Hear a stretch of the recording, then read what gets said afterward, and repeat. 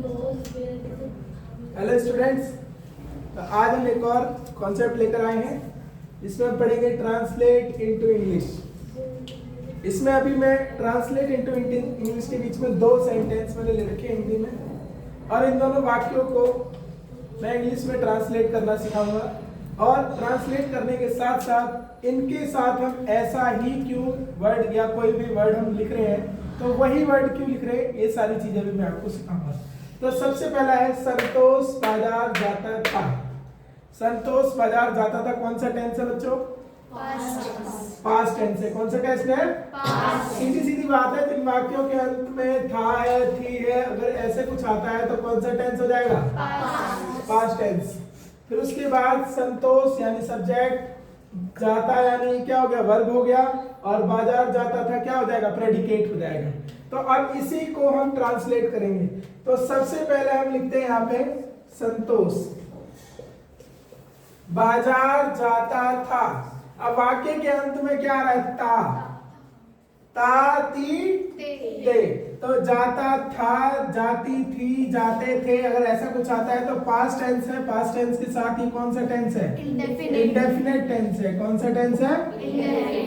Past indefinite tense. अब past indefinite tense के साथ हेल्पिंग वर्ब अगर हम लगाते हैं, अगर यहाँ पे नॉट या नहीं नकारात्मक शब्दों का इस्तेमाल होता है तो हम डिड का इस्तेमाल करते हैं। किसका इस्तेमाल करते हैं? डिड का इस्तेमाल करते हैं। और अदरवाइज यहाँ पे किसी भी प्रकार का ना ही यहाँ पे नेगेटिव पूछा हुआ है और ना ही इंटेरोगेटिव है, ऐसे शब्दों का इस्तेमाल नहीं किया हुआ है जो कि नकारात्मकता दिखाते हो या फिर प्रश्नवाचक शब्दों का इस्तेमाल किया जाता है।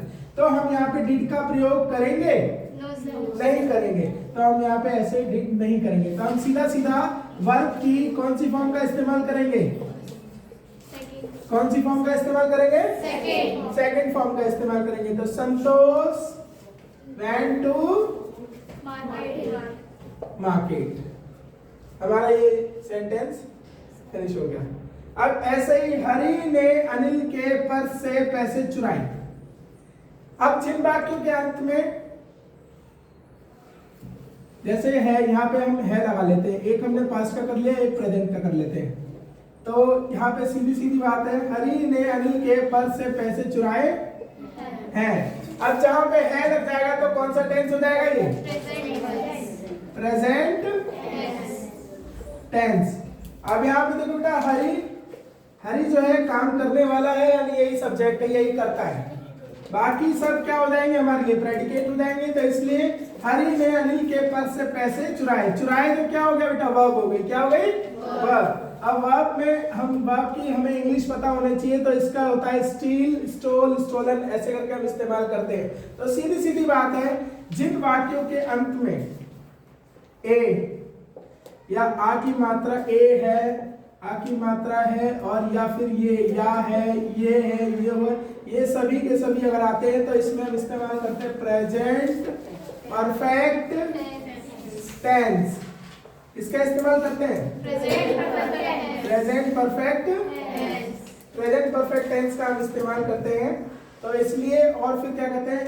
प्रेजेंट परफेक्ट टेंस की अगर हेल्पिंग वर्ब की बात करूं, helping verb of present perfect tense PPT. तो प्रेजेंट परफेक्ट टेंस की हेल्पिंग वर्ब क्या होती है? हैज या है। अब आप बात करोगे सर हैज है, हैज किसके साथ लगाते हैं?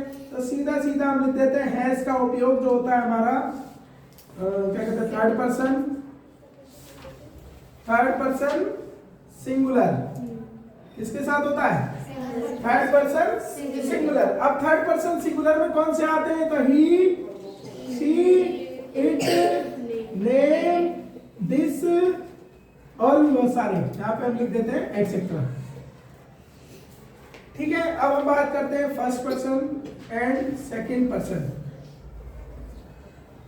साथ में थर्ड पर्सन प्लूरल। इन सभी के साथ हम हैव का उपयोग करते हैं। तो हैव में इन सभी में क्या आते हैं? तो यहाँ पे हम बचे हुए जितने इन सभी को छोड़कर, अब जैसे यहाँ पे यू, आई, वी और क्या कहते हैं हो जाते दीज, दोज, एटसेट्रा।